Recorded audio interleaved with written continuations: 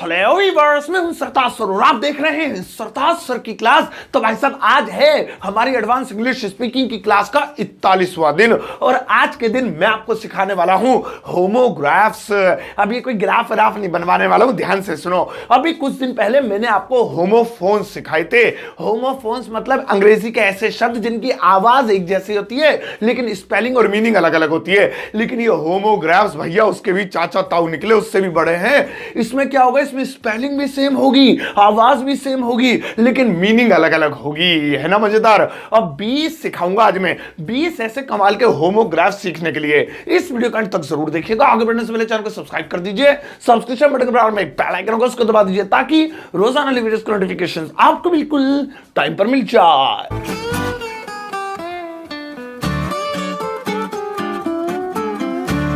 तो चलेगा, शुरुआत करते हैं इस वीडियो की। और आज 41वें दिन मैं आपको सिखाता हूं 12 तरीके के, एक दर्जन तरीके के होमोग्राफ्स। और भैया हमारा पहला होमोग्राफ है बैंक। ये वाला शब्द आपने कई बार सुना होगा, लेकिन सुनो, इसके बारे में राज खुलेंगे आज। अब बैंक के दो अलग अलग मतलब होते हैं भैया, ये इसलिए होमोग्राफ कहलाता है। पहला मतलब है बैंक, वही वाला जो आप और हम जानते हैं, वही जब पैसे जमा करने जाते हैं फिर बाद में वो हमारे पैसे हमें नहीं लौटाते हैं। बैंक, जैसे मैं बैंक जाऊंगा पैसे वैसे जमा करने, I will go to the bank, I will go to the bank. तो बैंक का पहला मतलब यही है बैंक।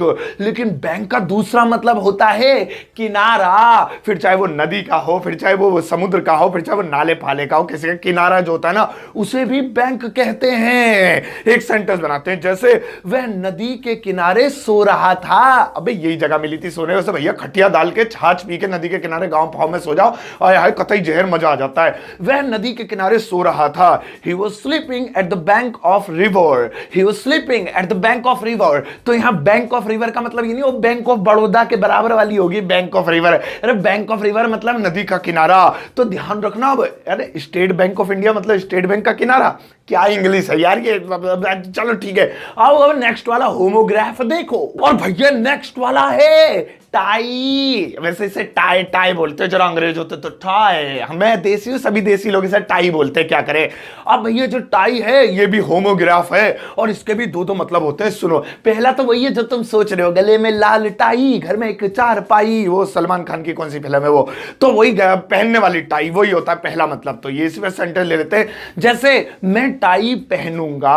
अब इस सेंटेंस में पहनना, टाई पहनने वाली है तो वही हो गया मैं टाई पहनूंगा। तो इंग्लिश होगी I will where a tie, I will where a tie. I will मैं वेयर पहनू, टाई, और टाई मतलब टाई, मैं एक टाई पहनूंगा। ठीक है, तो ये तो हो गया पहला मतलब। अब सुनो दूसरा वाला, तुम भाई साहब हिल जाओगे, हिल क्या जाओगे क्या पता तुम्हें पता हो, नहीं पता हो तो सुनो। टाई का दूसरा मतलब होता है बांधना। अब वही गट्ठर पट्ठर रस्सी गांठ पाट कुछ भी बांधना, बांधने को भी टाई बोलते हैं। जैसे एक सेंटेंस ले लेते हैं, मैं गांठ बांध सकता हूं। और कैसी भी गांठ हो भाई साहब, गांठ बांध दूंगा, इसमें तो ये कर दूंगा, ले आओ ले आओ ले आओ। तो मैं गांठ बांध सकता हूं। अब इस सेंटेंस को ध्यान से देखेंगे, इसकी इंग्लिश होगी I can tie a not. I can मैं सकता हूं, टाई बांध, अ नॉट गांठ। अरे तुम्हें ये नहीं पता था टाई को गांठ को नॉट बोलते हैं। क्या एडवांस पढ़ा रहा हूं मैं तुम्हें, क्या करूं मैं। ये भी चलो तुम्हें पता चल गया आज। तो I can tie a not, तो ठीक है, टाई माने टाई और टाई माने होता बांधना। और स्पेलिंग आवाज सब सेम, रट्टा मार लो, लिख लो। आओ अब नेक्स्ट वाला देखें। और भैया नेक्स्ट वाला है फ्लाई। अब ये जो फ्लाई है इसके भी दो मतलब होते हैं, इसलिए इसे भी होमोग्राफ कहा जाता है। आओ इसका पहला मतलब निकालते हैं, और वो तो तुम्हें पहले वाले सब पता होंगे, सेकंड वाले के इंतजार में तुम बैठोगे। अरे दूसरा क्या है जरा ही देखें। देखो भैया, इसका पहला मतलब होता है वही उड़ाना। अरे कोई भी चीज उड़ाना, पतंगी जरूरी थोड़ी है। सेंटेंस पतंग पे ले लेते हैं, जैसे मैं पतंग उड़ाऊंगा, तो उड़ाने के लिए लगाते हैं fly. I will fly a kite, I will fly a kite. तो यहां पे मैं पतंग उड़ाऊंगा। आप कुछ भी उड़ाओ, चिड़िया उड़े, पंखा उड़े, हाथी उड़े, हथनी उड़े, सब में फ्लाई लगेगा। फ्लाई का दूसरा मतलब होता है घरेलू मक्खी। घरेलू बोलना जरूरी थोड़ी है, मक्खी मतलब कभी तुम मधुमक्खी समझ लो, नॉर्मल वाली मक्खी नहीं होती, वो आम खाने से जो ज्यादा ही आने लगती हैं, नॉर्मल भी आती हैं, तो उसे भी फ्लाई बोलते हैं। जैसे एक मक्खी मेरे चारों तरफ भिनभिना रही है, अरे परेशान कर रही है। मक्खी नाम की तो फिल्म भी है मेरी फेवरेट। चलो, एक मक्खी मेरे चारों तरफ भिनभिना रही है तो इंग्लिश होगी अ fly is buzzing around me. A fly, एक मक्खी, इज बजिंग, भिनभिना, बज माने भिनभिनाना। ये भी तुम्हें पता चल गया, ठीक है। चलो, नहीं जान, मुझे लग रहा तुम होमोग्राफ फैब सीखोगे नहीं, इससे बढ़िया तो और वो कैब सीख जाओगे दूसरी। सो अराउंड मी, मेरे चारों ओर या मेरे चारों तरफ भिनभिना रही है। याद रहेगा, इसे भी रट्टा मार लो। आओ अब नेक्स्ट वाला देखो, और भैया नेक्स्ट वाला है टीयर। अब ये जो टीयर है, इसके भी दो मतलब होते हैं, इसीलिए इसको कहते हैं होमो अब गिराफ, ठीक है। आओ इसका पहला मतलब बताता हूं, और इसका पहला मतलब होता है आंसू। जो टपकते हैं ना मोटे मोटे, मतलब पतले छोटे भी टपकते हैं, तो वो जो होते हैं आंसू आंखों से निकलने वाले, उन्हें अंग्रेजी में बोलते हैं टीयर। ओ, इसीलिए आंसू गैस को टीयर गैस बोलते हैं। भाई इंग्लिश बड़ी खतरनाक है। अच्छा, तो आंसू, जैसे मैं अपनी गर्लफ्रेंड से बोलता हूं, मैं तुम्हारे आंसू नहीं देख सकता हूं, मैं तुम्हारे आंसू नहीं देख सकता हूं, I can not see your tears. एक से ज्यादा तो इसलिए ऐसा लगा दिया, फिर वो कहेगी तू ही काट ले प्याज, फिर नहीं देख सकता तो फिर वहां से भाग लूंगा। अच्छा, अब दूसरा वाला मतलब देखो टीयर का, और टीयर का दूसरा मतलब होता है फाड़ना। कपड़ा हो, कागज हो, या कोई भी चीज हो, गत्ता पत्ता, उसे फाड़ना, उसे भी टीयर बोलते हैं। जैसे कागज दिया तुमने, और देखो ये बहुत मजबूत कागज है, मैंने कहा अरे हो मैं इस कागज को फाड़ सकता हूं, मैं इस कागज को फाड़ सकता हूं, I can tear this paper, I can tear this paper. तो देखा यहां पे टीयर फाड़ने के लिए यूज हुआ। अब कपड़े फाड़ दिए कहीं से, यहां से पैंट फाड़ने का मेरा दिल कर रहा है, तो टीयर हो जाएगी। और फिर चलो ठीक है, समझ गए, तो टीयर माने आंसू, टीयर माने फाड़ना। अब तुम इससे पहले की रो पढ़ो। अब नेक्स्ट वाला देखो, और भैया नेक्स्ट वाला है साइन। अब ये जो साइन है, इसके भी दो दो मतलब है भाई साहब, एक के दो, एक के दो, एक के दो, एक के दो, एक के दो बट रहा है, ऐसा लग रहा है। अब पहला वाला मतलब वही है जो तुम्हारे भेजे में आ रहा है, हस्ताक्षर। हस्ताक्षर, क्या होता है हिंदी, एक मिनट, हस्ताक्षर, हाँ, छा से क्षत्रिय वाला हस्ताक्षर। अब मतलब वही साइन करना, ठीक है। आओ इस पर एक सेंटेंस बनाते हैं, जैसे कृपया यहां पर हस्ताक्षर कीजिए, कोई आपसे मिला यहां पर हस्ताक्षर कीजिए, तो इसकी इंग्लिश होगी please sign here, please sign here. या रजिस्टर पर हस्ताक्षर करना यानी साइन करना। कोई आपसे कहे तो आप सेलिब्रिटी हो, हमारे प्लीज अपने हस्ताक्षर दे दो, तो वही साइन नहीं, वो तो ऑटोग्राफ होता है, ऑटो में बैठ के साइन करते हो शायद। तो ठीक है, पहला तो ये हो गया हस्ताक्षर। अब साइन का दूसरा मतलब होता है इशारा। ओए हाय, ये तो अच्छा लग रहा मुझे। इशारा, इशारा करना या इशारा, दोनों का मतलब यही होता है साइन। जैसे मैं उसका इशारा नहीं समझ सका, बेचारी मुझे वो जो है ना राखी दिखा रही थी, मैंने सोचा पता नहीं क्यों बुला रही है, इशारा नहीं समझ सका, जब गया तो बांध दी उसने, तो मैं उसका इशारा नहीं समझ सका। I could not understand her sign, I could not understand her sign. मैं उसका इशारा नहीं समझ सका के लिए कुड लगा। ऐसे ही साइन लैंग्वेज होती है, इशारे वाली भाषा। तो मैं तुम्हें एक साइन दूंगा, मैं तुम्हें एक इशारा दूंगा, ये मत समझ लेना मैं तुम्हें हस्ताक्षर दूंगा, दो दो मतलब इसीलिए चिपकाए यहां पे। तो ठीक है, साइन का मतलब साइन यानी हस्ताक्षर, और साइन का मतलब ये होता है इशारा या इशारा करना। ये भी होमोग्राफ हो गया। आओ अब नेक्स्ट वाला धमाकेदार वाला होमोग्राफ देखो, और भैया नेक्स्ट वाला है कैपिटल। इसे देख के तो तुम उछल लोगे, हमें पता हो, बैठ जाओ। इसका दूसरा वाला मतलब जब तुम देखोगे ना, फिर खुद ही कहोगे नहीं ये हमें नहीं पता। सुनो, इसका पहला मतलब तो वही है जो तुम्हारे भेजे में आ रहा है, और वो है राजधानी। आओ, अब मैं दिल्ली से हूं तो दिल्ली पे ही बनाऊंगा भैया। आओ इस पर एक सेंटेंस बनाते हैं, दिल्ली भारत की राजधानी है, तो इंग्लिश में होगा Delhi is capital of India, Delhi is capital of India. तो यहां पे कैपिटल का मतलब क्या हुआ, राजधानी, जो कि आप सब जानते हैं। लेकिन क्या आप जानते हैं और कैपिटल का एक और मतलब होता है, और वो है रकम, पूंजी, पैसा, दौलत। यस, मेरे पास भी होती काश बहुत सारी।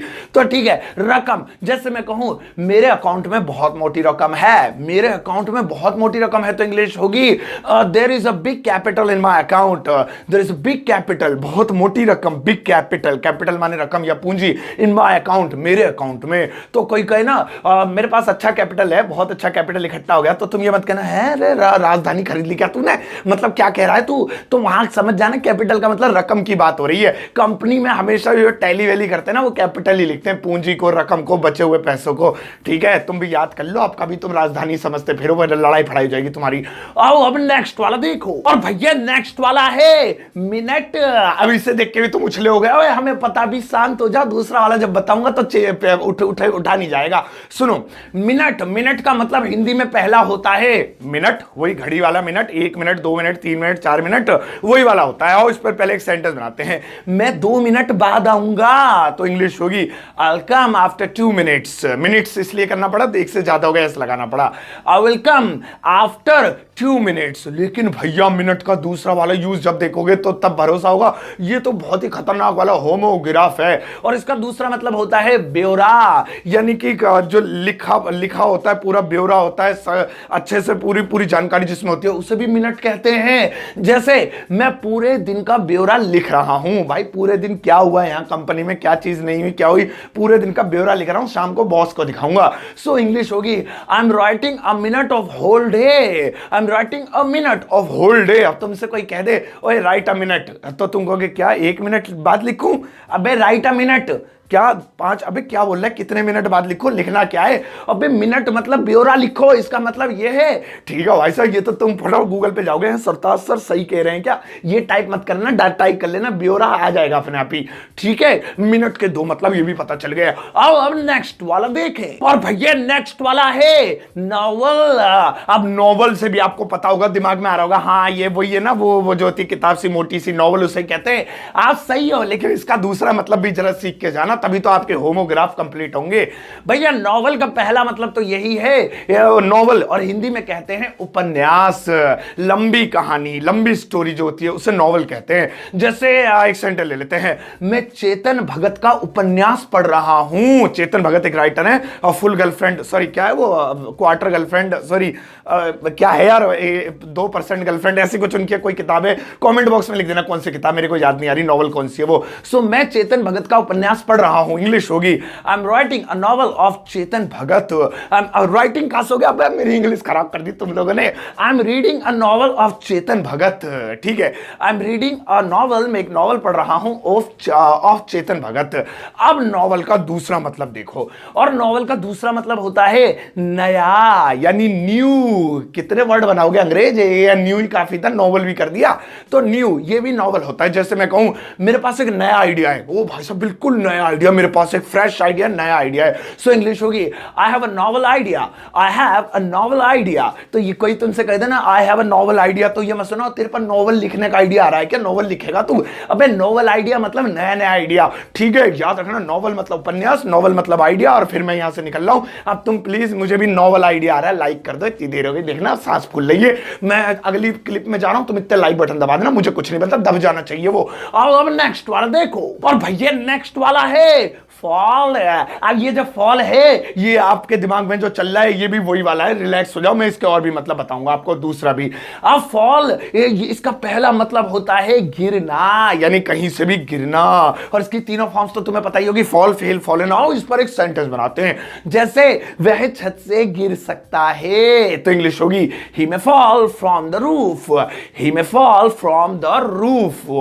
लेकिन भैया फॉल का दूसरा मतलब समझो, और फॉल का दूसरा मतलब होता है पतझड़। अरे वो जब मतलब जब मौसम होता है जिसमें पेड़ वेड़ के पत्ते वत्ते सारे झड़ जाते हैं, बिल्कुल बंजर सा हो जाता है, उसे पतझड़ बोलते हैं मौसम का, तो सीजन ऑफ फॉल बोलते हैं, तो इसी को भी फॉल बोलते हैं। चलो एक सेंटेंस बनाते हैं, मैं पतझड़ में मनाली जाऊंगा। सब तो जाते हैं भाई साहब हरियाली में, मैं पतझड़ में जाऊंगा, एकदम फोटो वोटो खिंचवाऊंगा सब वीराने में वहां पे। तो इंग्लिश होगी I will go to Manali, क्या आगे क्या बनाते हैं भूल गया, I will go to Manali in fall. हाँ, I will go to Manali in fall, I will go to Manali, Manali जाऊंगा इन फॉल, यानी पतझड़ के मौसम में। तो फॉल के 2 मतलब हुए, एक गिरना और एक पतझड़, दोनों याद रखना, बिल्कुल कंठस्थ कर लो, यानी कि रट्टा मार लो। आओ अब नेक्स्ट वाला देखो, और भैया नेक्स्ट वाला है फेयर। अब ये जो फेयर है, इससे तो फेयर एंड लवली याद आ जाती है। मैं लगा के नहीं आया आज, वरना इसलिए काला लग रहा हूं, वरना तो देखा नहीं कैसे गोरा चिट्टा सा लगता हूं। अब फेयर का पहला मतलब होता है साफ, इसका मतलब ऐसे गोरा भी होता है, साफ, तो एक ही बात है, साफ। जैसे मैं कहूं तुम्हारी लिखावट बहुत साफ है, भाई साहब तुम जो लिखते हो ना बिल्कुल साफ साफ नजर आता, मोती जैसा। तो इंग्लिश होगी your handwriting is so fair, your handwriting is so fair. So fair मतलब बहुत साफ है। और फेयर का दूसरा मतलब होता है मेला। मेला गंदा वाला मेला नहीं कि मेला हो गया साफ का उल्टा, मेला मतलब वो जो लगता है ना मेला, जहां मौत का कुआं होता है और जहां पर जो बहुत सारे मजेदार मजेदार खेल कूद के और झूले पूले होते हैं, वो मेला। जैसे मैं मेले में मैं गोलगप्पे खाऊंगा, तो इंग्लिश होगी I'll eat golgappe in the fair, I'll eat golgappe in the fair। अब आप कहोगे गोलगप्पे की इंग्लिश क्यों नहीं लिखी? नहीं लिखी, मेरी मर्जी, मैं गोलगप्पे को इंग्लिश में गोलगप्पे बोलता हूं, तुम्हें जो हो सके बिगाड़ लो। चलो आओ, डिसलाइक मत करना, अब गोलगप्पों को तुम बोल सकते हो वाटर बॉल्स, ठीक है। नेक्स्ट वाला देखो, और भैया नेक्स्ट वाला है पाम, इसमें एल साइलेंट है, पाल्म मत पढ़ देना, पाम। अब ये जो पाम है इसके दो पांव नहीं पाम, कैसे इंग्लिश सीखोगे तुम लोग? पाम, अब ये जो पाम है इसके दो मतलब होते हैं। पहला है हथेली, ये जो हथेली है इसे पाम बोलते हैं। जैसे क्या मैं तुम्हारी हथेली देख सकता हूं? अभी तुम्हारी हथेली की लकीरें देख के बता दूंगा तुम्हारी शादी कब होगी, बर्बादी कब होगी और बच्चे बच्चे कब होंगे। तो इंग्लिश होगी can I see your palm, can I see, क्या मैं देख सकता हूं योर पाम, तुम्हारी हथेली, ये पाम है, देख लो, पास आके दिखाऊंगा। अरे ये रही पाम, अबे पाँव नहीं पाम। और भैया पाम पाम पाँव, बिगड़ गई मेरी इंग्लिश फिर से। पाम का दूसरा मतलब होता है ताड़। अब मुझे पता तुम मुझे ताड़ रहे हो कि ये ताड़ क्या होता है। अरे एक तरीके का पेड़ होता है ताड़, तो उसे बोलते हैं पाम। जैसे मैं ताड़ का तेल यूज करता हूं, सॉरी इस्तेमाल करता हूं, मैं ताड़ का तेल इस्तेमाल करता हूं, ना सरसों का, ना रिफाइंड फॉर्चून कुछ इस्तेमाल नहीं करता, मैं ताड़ का तेल इस्तेमाल करता हूं। तो इंग्लिश होगी I use the palm oil, I use the palm oil. तो ठीक है, पाम ऑयल मतलब ताड़ का तेल। अब ताड़ का तेल क्या होता है अपनी दादी माँ और मम्मी से आके पूछना और इस कमेंट में मुझे भी बता देना क्या होता है। अब नेक्स्ट वाला देखें, और भैया नेक्स्ट वाला है प्ले। ये तो बहुत ही मेरा फ्रेंडली है, बचपन में सबसे पहले यही सीखा था, आप लोगों ने भी सीखा होगा। इसके दो मतलब देखो। प्ले का पहला मतलब होता है खेलना, कोई भी चीज खेल रहे हैं भैया, क्या कोई भी खेल खेल रहे हैं उसका मतलब प्ले होता है। जैसे सचिन क्रिकेट खेल रहा है तो इंग्लिश होगी सचिन इज प्लेइंग क्रिकेट। आप सबको पता होगा, इसका इस्तेमाल तो आप जानते ही होंगे। अब प्ले का दूसरा मतलब देखो, और प्ले का दूसरा मतलब होता है बजाना, गिटार ही नहीं, कुछ भी मतलब कोई भी म्यूजिकल इंस्ट्रूमेंट या गाना है उसे बजाने या चलाने के लिए प्ले इस्तेमाल करते हैं। जैसे मैं गिटार बजा सकता हूं, अभी दो भी बजा के यहां तोड़ ताड़ दूंगा, मैं गिटार बजा सकता हूं, आई कैन प्ले गिटार, नहीं अ guitar, I can play a guitar. तो यहां पे आपने क्या देखा, मैं गिटार बजा सकता हूं, तबला बजा, अब तुम कुछ भी बजा लो, हारमोनियम बजा सकता हूं और ये बजा सकता हूं और वो बजा सकता हूं, तुम प्ले कर दोगे। और गाना बजाना तो प्ले द सॉन्ग कर दो, ठीक है। तो प्ले के भी दो मतलब याद रखना। तो भैया इतने खतरनाक होते हैं ये होमोग्राफ। तो भाई साहब ये थी आज की वीडियो होमोग्राफ्स के ऊपर। आई एम श्योर कि आपको बहुत ज्यादा मजा आया होगा और आपको पता चल गया होगा ये कितने खतरनाक होते हैं। रिलैक्स हो जाओ, अब मजा आएगा और भी ज्यादा जब मैं आपको दूंगा होमवर्क। मैडम लगाओ इनके लिए लिसा हुआ होमवर्क, ये रहा भैया आपका होमवर्क। इसमें जो सेंटेंसेस दिए गए हैं उनमें वही होमोग्राफ्स में से ही वर्ड्स चुन चुन के लगाने, अब उसकी इंग्लिश करना और इस वीडियो कमेंट बॉक्स में जाके चेप देना। पहले अपनी नोटबुक में लिख लेना ताकि पता चल जाए सही है गलत है। मैं लाइक कर चेक कर दूंगा, कोई गलती करोगे तो कमेंट में ही आपको आके धमका दूंगा, आई मीन समझा दूंगा। और इसका आंसर देखना है तो वो कल वाली वीडियो में मिलेगा, लेकिन फिर भी आप कमेंट करते रहना, मैं लाइक करता रहूंगा, ठीक है। तो भाई साहब अब इस वीडियो को सबके साथ फैला दो। कल आने वाले दिनों में और भी कमाल की जबरदस्त चीजें मैं आपके लिए लाता रहूंगा ताकि आपकी इंग्लिश में एकदम जहरीली कर दूं। भाई साहब आज मजा आया नहीं आया, सच बताना कमेंट बॉक्स में। तुम्हें होमोग्राफ सीख के नहीं आया ना, सच्चे थैंक यू। अब इस वीडियो को प्यारा सा जाते जाते एक टुच्चा सा मुच्चा सा लाइक देकर जाना।